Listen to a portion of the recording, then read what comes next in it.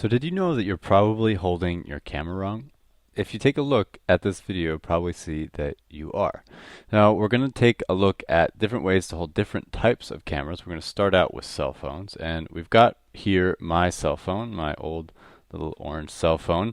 And you can see one of the first tenets here of holding a camera is to create a tripod. You want to kind of create this triangle that I've drawn out on green in on the screen here, and you want to make basically a really good support. And part of that too is the way that you hold it. You can see there that I have my second hand, my outside hand, cupped around the inside hand. And this right here, the one that you're seeing with the orange, is another way to hold your cell phone camera. It might not be quite as effective.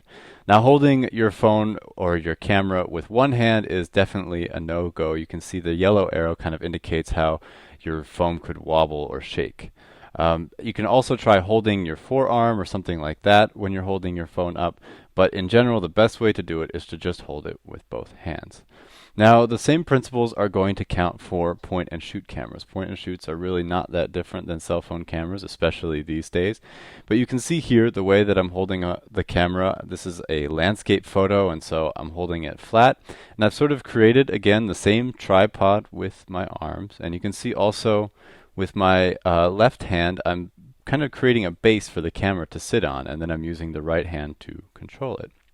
Again, the same thing with holding the camera with one hand. If you do that, you're going to get a lot of shake. Some people will try to kind of prevent that by holding it with just their fingers, like right there, and that really is not going to be as secure as holding it with both hands. Now, for taking photos that are not landscapes, so for taking a portrait format photo, a lot of people do this. They hold the camera up and they sort of let it hang out of their hand and they push the button. And that is definitely not the way to take a photo. You want to make sure, again, that you're holding the camera body up against, so tight in your hands, and that your arms are then tightly tucked into your body so that when you're taking the photo, the camera is not going to shake or move.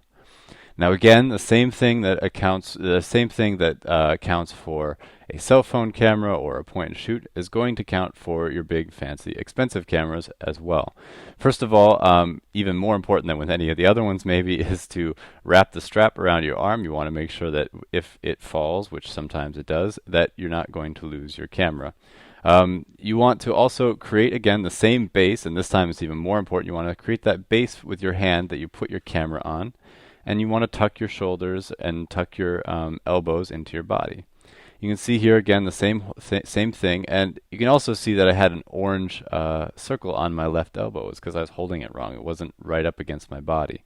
Again, same thing. People try to hold their cameras in funny ways when they're taking portrait photos, but the real correct and professional way to do it is to tuck that thing right up against your body with your elbows into your stomach, and with your outside hand sort of cupping your inside hand and doing all of the focusing and zooming on the lens. You can see that that's a very important part of how you hold the camera.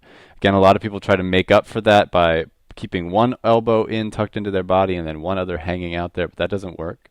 And lastly, you want to make sure that you're breathing. You can see here I'm demonstrating, kind of exaggerating, but you want to breathe in before you take the photo, and as you're taking the shot, you want to be breathing out, and either in the middle or at the end of your breath. All right, so that's how to hold your camera. We're going to have more lessons with a lot of things like this here at allversity.org.